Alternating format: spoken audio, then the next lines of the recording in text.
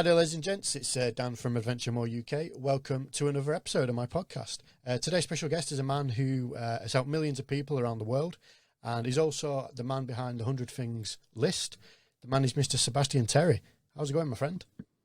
Hey, Dan. I'm very well. Thank you for having me. Yeah, it's good. It's good. I've been trying to get you on for a while. I know we've had a few miscommunications, so it's good to get you on. Yeah, absolutely. Yeah. First thing I want to talk about is before, obviously, a lot of people who know of your sort of background as such will know about the 100 Things list. Just for people who don't, where did that stem from, and what's the history behind it? Yeah, well, so I have this list of 100 things that I'm trying to do to be happier in life, and I started 12 years ago, and it's grown into a bigger community. It turns out I'm not the only person with goals. Or bucket list, if you know that's the term I know a lot of people use. But yeah, I actually lost a friend. It was one of the things. There was actually like three sort of major things, I guess. Like one was I got a university degree, as a lot of us do, just because someone said you should. And I came out the other end, and I was just like really just lost. I thought, well, what? Okay, what? That doesn't mean anything to me. Then I started a business because I thought that's the other thing that people say. I did that, and I just got nothing out of it, including money. I didn't make any money. And then, I lost a friend of mine, and all those events happened at different times, but I guess they conspired in one moment when I just realized that I was just super unhappy. And if I died that day, I'd regret everything. You know, I'd regret not living better. So I got a piece of paper and a pen, and I thought, well, if I had another chance, which I do, which we all do because we're all breathing, what does that look like? What would make me smile? And it was just a simple list based on that, hoping that that by pursuing that list, I'd get closer to just feeling better and living with less regrets. And of course, you know, I dropped everything in my life and I just started this odd list. And it was just a personal journey. But yeah, I'm so stoked that it's grown into what it is. And like you say, it's affected lots of people around the world, which is just such a lovely, humbling kind of, you know, accident, really. But now, I don't know, like it's obviously a bit different to how it started, and it's a beautiful thing, and there's a system to it, and we, you know, there are books and there's a TV show and all these wonderful things. So yeah, I don't know. Does that explain it? Have I done a good job there? Yeah. No, it does. No, it does. And to be fair, like the reason why I took quite fondly to what you're doing is it's a very similar situation to myself. Now, I'm not sure if you're aware, but the reason why my podcast is called Catch on the Flip Side is because when I was in the military, my best mate in the army, he passed away, and the last thing he ever, a similar situation, as in I was only about the similar age, in my mid to early 20s, and he said that was the last thing he said to me. He said, "I'll catch you on the flip side." And then obviously, ironically, he got back to the UK. He actually got back to the UK before when he died. He got punched outside a pub up near where he lives, and obviously got knocked unconscious, hit his head on the floor, and sadly passed away in hospital a week later. And that's why it's something that what your sort of story is very similar to what I'm doing as well. Obviously to a very smaller level, and that's why I thought it was great to get you on, and obviously for me to explain like a little bit about that's what. Oh yeah, I didn't realize that. I want to ask you a question. I won't, but I mean, I'm sorry to begin with. That's sad. I actually thought that you lost him kind of in a war-related place. Yeah. Not at home due to a punch. Yeah. And, you know, I kind of feel like, you know, as people, it's moments like that unfortunately are the things that spark us into some form of action, or at least give us an opportunity to consider living differently. And of course you have done that. And, you know, the thing that like intrigues me is that why do we wait? You know, why do we wait for a dark moment, the loss of a friend or the loss of a job, the loss of a relationship, something shitty to happen, to finally go, I'm going to try something different. And I suppose same as you, maybe the same reason you're doing this podcast. You know, I know for me, it's like, I like the idea of trying to tell people, don't wait for something bad to happen. You don't have to go and do it.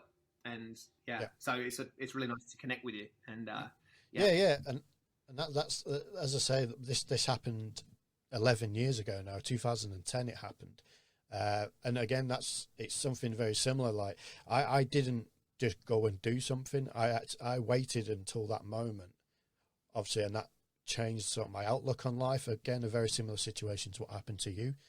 And from then on, you know, I've been traveling around the world, doing the job I do, and seeing and meeting various people and lots of interesting people.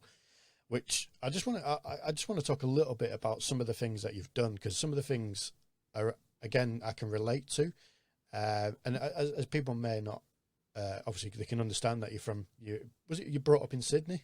Am I right in saying that? Yeah. I'm Australian. Yeah, and obviously, as you can see behind you, you live in America now. Is that? Am I right in saying? Yeah, there's a flag. Yeah, I do. I live in LA. I've been here for 5 years, and yeah. It's different. Yeah, I can imagine it's probably a different sort of lifestyle, because, as I say, I've been to Australia. I spent a lot of time in and around Sydney and Newcastle. That's Okay. where I spent most of my time over there. And yeah, I don't know if you know. Have you heard? You know, like up near Tea Gardens. Do you know that place up there? I've heard of it. I don't know him though. Yeah. No, it's up there anyway. That's where I spent a lot of my time in Australia. But anyway, I want to talk about a few. I just want to talk about a few things. So, one thing you did, the first thing that you did, and I've seen this, and I find it very, very funny, is you went. Obviously, you're in LA now, but when you were in Vegas, you went and married a stranger. That was the first thing that I found funny. Now, what was the reasoning behind that? Was it just something you always wanted to do and thought was a bit niche?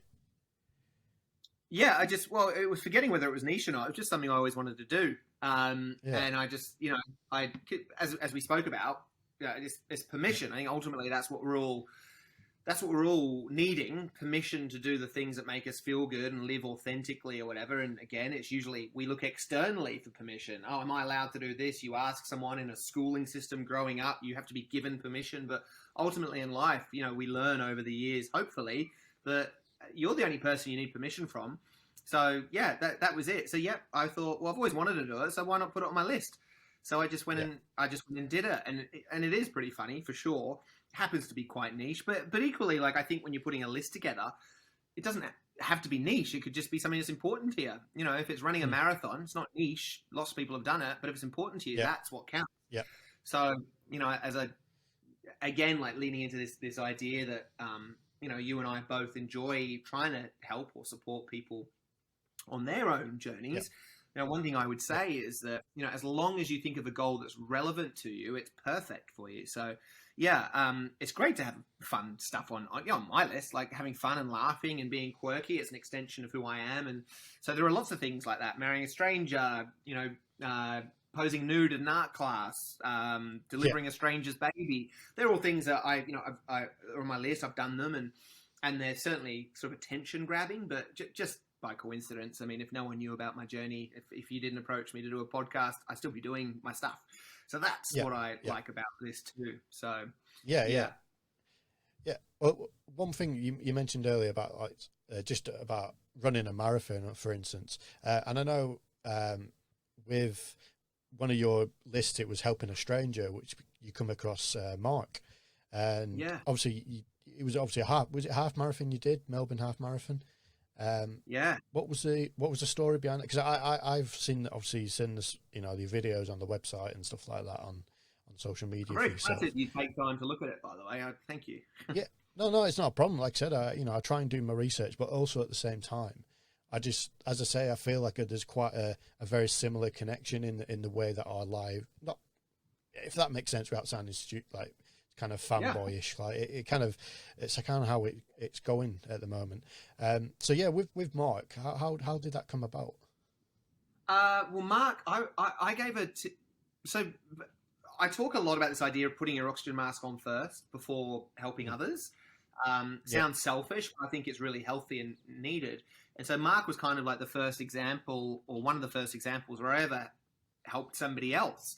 So I'd been doing my list for, I don't know, at that point, maybe 2 or 3 years. And it was all pretty self-indulgent stuff, and I'm happy to admit that. But I think it was equally as important for me. And then I did a TV interview in Australia, and Mark, I guess, saw it and wrote to me and said that he had a list of 150 things. and that he actually wanted me to help him shave his head, was his request. And on my list, number 26 was to help a stranger. So I was like, great, I get to tick something from my list. He gets to tick something from his list. What a perfect, unison. So I made my way to Melbourne, and I shaved Mark's head, and it was great. But I also found out that Mark was a quadriplegic, completely able-bodied, until he went backpacking to Greece at one point in his 20s, got bitten by a tick and got Lyme's disease, which, Mark can't walk, he can't speak, he needs a ventilator to stay alive, he needs a care team 24 hours, etc. And when I was shaving his head, I was like, what else can I do? I can do more than just this. And his carer told me that he wanted to complete a half marathon. So I just offered to push him. And he said yes. And we nodded yes. And and we did it.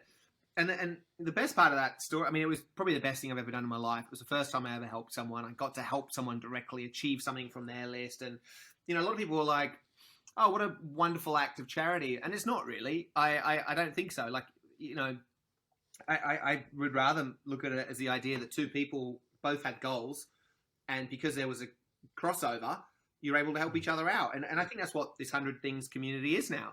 People all over the world sharing goals, and by virtue of sharing goals in a space where people are sort of dreaming big and taking action and stuff, you innately, as people, we want to help other people out, and if you're able to, you will.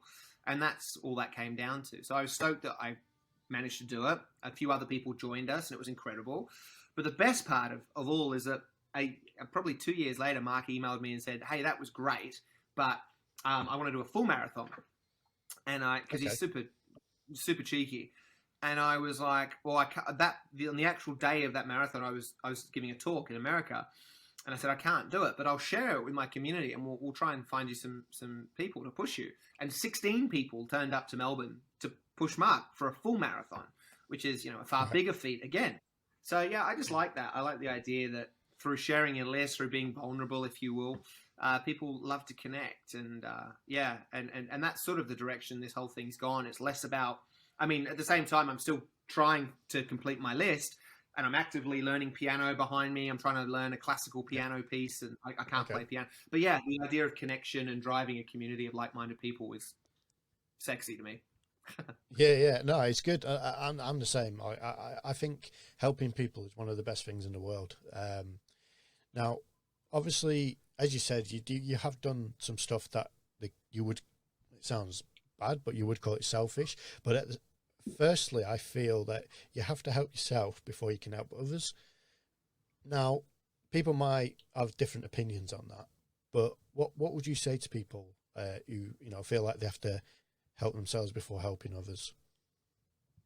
Well, I think it's a balancing act. There's a million analogies. How can you? I can't remember exactly what it is, but it's hard to fill someone else's cup if yours is empty. Is a good one. But I just feel that you've got to be happy. You've got to be an embodiment of what you're trying to be for other people. And I think that what I find, like with the people that we in our community, people we talk to, the people who do our online workshop, all these people, I find typically people are either just selfish and think about themselves, or just selfless and only think about other people. So in that first group, I was too at some point. And the second group about being selfless, a lot of mothers approach me and sort of share with me their story. They've forgotten about themselves because they're just caring about their children, which is lovely sentiment, but you need to balance it. And when you think about creating an actual list, the balance is very easy to achieve, whether it's one goal for me, one goal for someone else, whatever it might be. But essentially, you have to look after yourself first. Only when you feel fulfilled, I think, can you be the best version of yourself for other people. And in that sense, I think that being selfish is actually the first step in being selfless.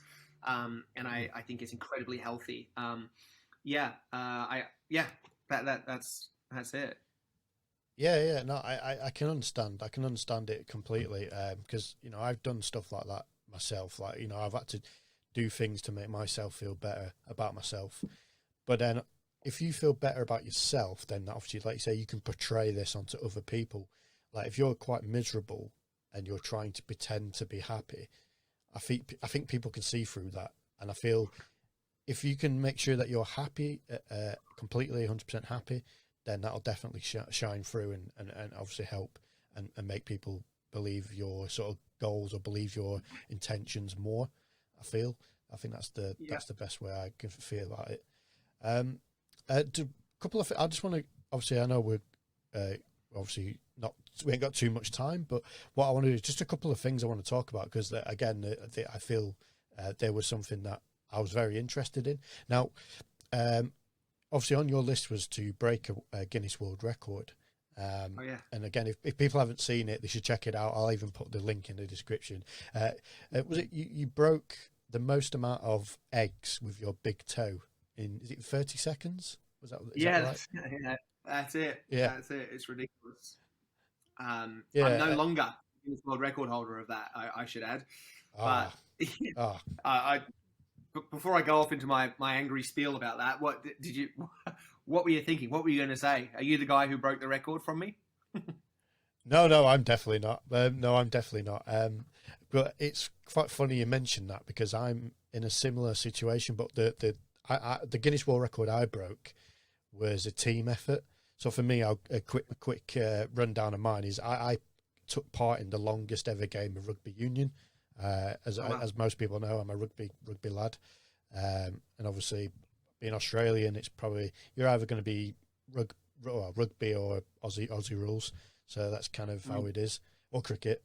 So, but yeah, my record, we played for 28 and a half hours straight, playing rugby union. Yeah, and we did it for charity and raised lots of money for charity. You know, we raised tens of thousands of pounds for charity. Wow. Yeah, so that's something that I did. What was the score? I think it was about 1,600 to 1,400 and something.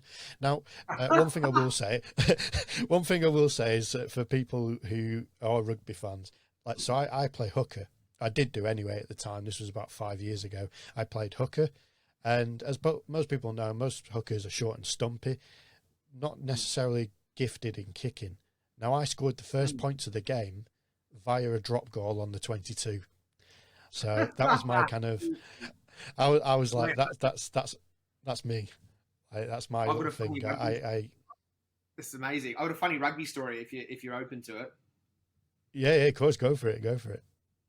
So on my list, I think it's number 46 is to represent a country at something. So I grew up, as you say, playing rugby in Australia, like we all did, and but I had aspirations of playing for Australia, and then it turns out I wasn't anywhere near good enough. But my mum is from Mauritius, and so I have a Mauritian passport. Okay. So I flew to Mauritius, and I tried to find a sport that they were so bad at that it made me the best, because I wanted to represent a country at something. Long story short, I made the rugby team, the national rugby team. I had to learn the national anthem, and we got flown to Botswana to take part in the African Championship, and we won. It was hilarious. It was. Yeah, I don't know. Anyway, there's a that's story. Amazing. I think we've got so much in common. So I actually coached out in Zambia and helped Zambia play in the African. Yeah, so I was there in 2016, I believe. Yeah, and I coached Zambia. I flew out to Livingston and then went up to Lusaka and helped coach the national team. Hey, we played Zambia, and I met the coach. We won in 2014. Okay. We played Zambia. We played in Zimbabwe. We didn't play Zimbabwe. They were there. They were a good team, actually. We won, but they were probably a better team than us. We just didn't play them. Where there was Namibia. No, not Namibia. They're too good. Oh God, why can't I remember? But I can't believe I can't. Anyway, long story short, I met the coach of the team, I guess, 2 years before you were the coach. What a small world. Yeah. Well, I'll be told. I wasn't actually. I helped. What's that? Sorry. Was your kit green?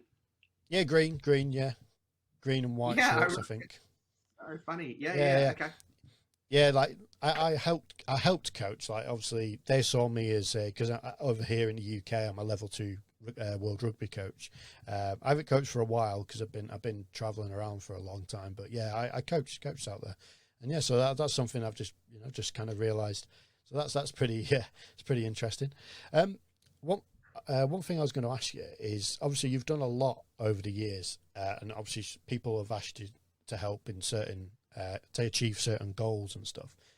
Has there been anything that anyone's ever asked you and you think I can't do that? That's either borderline like illegal or borderline like dodgy or Yeah. anything like that? Well, yeah, no, I've been propositioned by men quite a bit. And Right. not that not that that's illegal or immoral, but it doesn't suit me. Yeah. But that's one I've said no to. What else? Yeah, I think people. What else? Maybe nothing real. I know. I don't know. Yeah. I don't Or think just so. something I think. extravagant. What's that?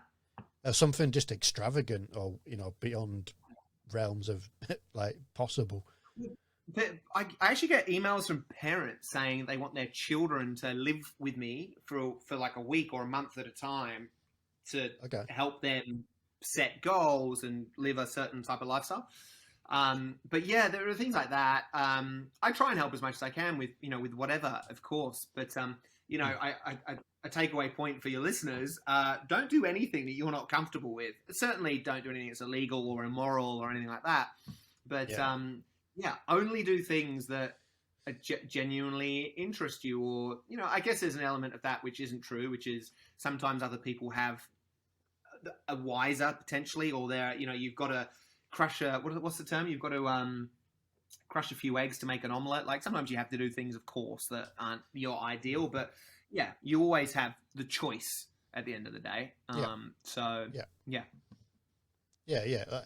Now, so obviously, from the 100 things list that you made, now you came up with this sort of concept of KindSIM, which for people who don't know, it's kind of a social media platform where people can help each other achieve their own lists. Am I right in saying?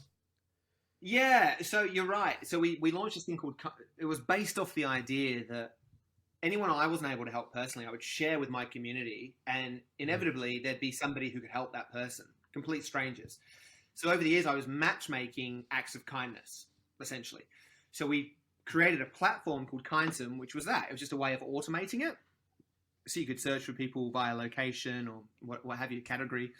And it's an idea that we help like lots of people matchmake lots of acts of kindness, but we're absorbing that into 100 things just from a business standpoint, which I don't fully understand myself. But it was like we had two separate products and two separate brands.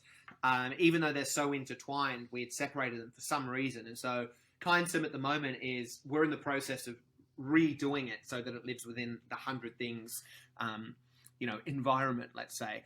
Not to Yeah. say that we don't matchmake acts of kindness. In fact, we found a kidney for someone recently who needed a kidney transplant. A complete Wow. stranger Okay. offered her kidney. So there's always things like that going on. But yeah, it'll be more formal in the near future. Okay. Okay. That's good to know. Like I said, I'm part of the KindSIM community myself. Ah, So great. yeah, I've been on there before. I've used it in the past with some stuff I've been doing. So Oh, wow. I think it's great. I think it's absolutely great. And as I say, that's just kind of another reason for why I reached out to you to come and be a guest on the podcast. Because again, like it might sound fanboyish, but I just think you're overall just a great person. Like obviously, Oh, mate. I'm sure you realize, but you've helped a lot of people, and I'm sure a lot of people look at you as a big inspiration because you are, and I feel like that's just, it seems like it's a natural thing for you. It's not forced. Oh, mate, it's really nice of you to say. I don't know. I mean, yeah, I think there's definitely. I think this story has been a really positive catalyst for lots of people, for sure. I got an email a couple of days ago from someone saying something that reflects what you're saying. Their life's changed because of I think it might have been reading my book or something. And I don't know about the majority of it, but no, I know I do realize that it's a really positive thing. It's why I'm so proud of it. And it's very nice. I mean, even to know that you've used KindSim in the past, or so many Yeah. of these stories. It's really it was never meant to be like that. But I love being in a position where I think I can continue positive change in others and communities, and I'm fortunate to speak to businesses and have a positive kind of influence there too. So yeah, it's I do love it. I don't feel that any of it's kind of forced, or it all seems really organic, and that's definitely how I like to operate. Yeah, yeah, no, I completely agree. Like it's, um, with what's happening in the world right at the moment, obviously with COVID, has it changed the way you've been able to work, or is it obviously I'm assuming everything's just gone online nowadays. Yeah, but basically, yeah, you're right. I mean, I think from the onset, it should be said that even though for many of us who are in lockdowns or restricted, living lifestyles, um, we can't go and climb mountains or have parties or whatever. But with your goals, they all stem from your values, and you can Mm. still activate and create goals that excite the same values. They just look differently. So, Yeah, if you're creative, it's hard to, I don't know, do something, in the external environment that doesn't really allow us to do that anymore. But you can go in the backyard and paint a fence or rearrange your house, or there are many things that so many online courses and we can do to activate the same things. Connections obviously a really yeah, important one for people. Mental health, people are struggling because they're not physically catching up with people. But imagine a world that doesn't have Zoom or anything like that. It'd be far worse. And yeah, so again, the goals have sort of shifted, and we try and connect on Zoom and FaceTime, which is yeah, which is yeah. awesome.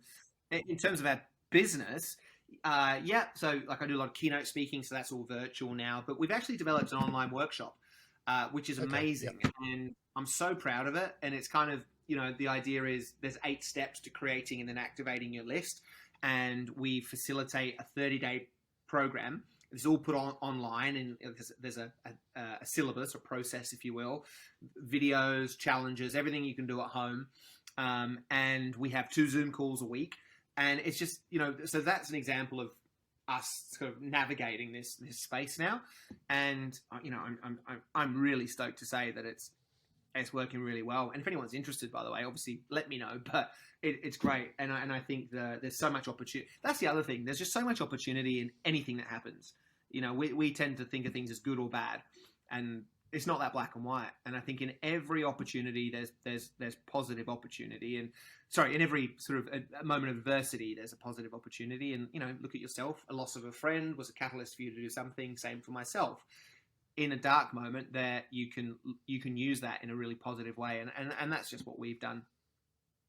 yeah, yeah, absolutely. And for your online workshops and stuff like that, I'll put that in the description and stuff like that, and make sure that people Right. are aware of it.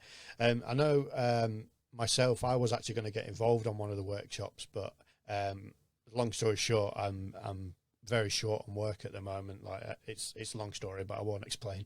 But Yeah. just one last thing. I know you've got to shoot off soon. What's going to be next after you finished your 100 things? Well, it's a great question. So I've just revised, I suppose, the remaining items on my list that I haven't checked off. So there's 25, Yeah, and yeah, they're awesome. So that it's a long way from being done. I think at a higher level as well, it's interesting to note that I started this journey like thinking that 100 things would make me happy, and I realized that that's just not true. No one of my items or indeed a list defines kind of who I am. I think really all it is a vehicle for me to try and understand who I am better. And then I think the true goal is to just try and be myself in every aspect of my life. Not just when I'm jumping out of a plane, but when I'm talking to someone, when I'm, by myself, all those things. I think that's happiness. Um, but just to kind of get out of trying to be profound, I think, lists change. Lists change. You're different to how you were 10 years ago. You'll be different in 10 years' time, and so on. yeah, And so, yeah, I don't know. I think the list is sort of ongoing. I mean, mine is printed in a book, but I've changed it, So yeah, I think lists are ongoing. I think we should always be checking in with ourselves to make sure we're on track. And if you feel that for some reason you're not, you can very easily ask yourself, well, what do I need to do to make myself feel like I am on track? And then note down the goal and take action. Um, but yeah, in terms of 100 things, the business, I don't know, it's helped a lot of people, like you say, and up to this point, pretty organically. And I'm putting a lot of effort now into trying to make it more structured. So, for example, that course, the online course, it helps people. And we've designed it to do so. So I just want to continue doing that so it just becomes as effective for people as possible. Yeah, cool. Just last thing. So, like I say, I appreciate you coming on, mate. It's I know you cut for time. Just where can people find you if they want to see what you've been up to and keep in contact and stuff like that? Sure. Well, if anyone, so my website's 100things.com. So 100things with an S.com. Or Instagram is at Seb100things. And I think that's it, really. If anyone, and again, if anyone wants any help or support or even just a conversation about less, let me know. Reach out and say good day. Yeah, we love it when people sort of give themselves permission to think about that less, and we love being a really active part in that. So it would be great to chat to anyone, and we should chat more about you doing the course if that's something that's important to you. I'm sure we can work out how to make that happen. Yeah, absolutely. I appreciate it. Like I said, I thank you very much. It's coming on. I know I said you're a busy man, so thank you very much, Seb. It's been a pleasure, absolute pleasure to meet you. And hopefully too, one day, I get to meet you in person. I hope once everything's settled down. And like I said, I'll put everything in the description so everyone knows where to find you. Same for myself. If you want to make sure you find out where this podcast is, it's going to be on YouTube. So make sure you like the video, subscribe to the channel. And if I don't see you soon, I'll catch you on the flip side.